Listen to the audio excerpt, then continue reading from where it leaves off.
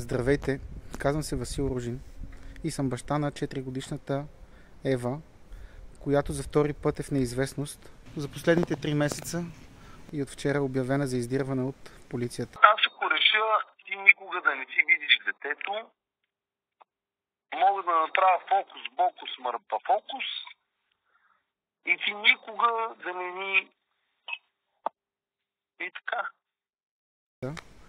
Моля всеки, който има някаква информация за детето, или ако случайно я види с майка си или с пастрокът, или някъде бъде засечено детето, незабавно да се обади на телефон 112, за да даде координати, защото за детето има сериозен риск, понеже вчера трябваше детето да бъде изведено от Агенция социално подпомагане и полицията от вредната среда, в която се намира, след 42 дни неизпълнение на заповед за незабавна защита по Закона за домашното насилие.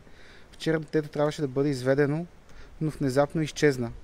Детето не се знае къде е и в момента нямам никаква информация за него. 4 часа полицаите стояха на адреса вчера, никой не отвори, никой не даде сведение.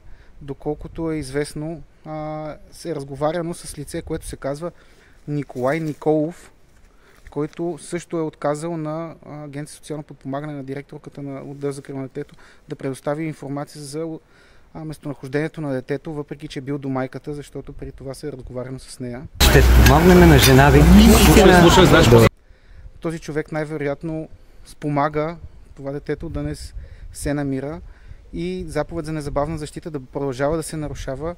Няма да си видите детето. След като има и заповеди за извеждане на детето от средата на майката, защото то се намира в риск, моля всеки, който може да съдейства или да помогне, да ми пише, да се свърже с мене и да се обади на 112 на МВР по всички възможни законови начини. Ако някой види детето, моля, свържете се с нас.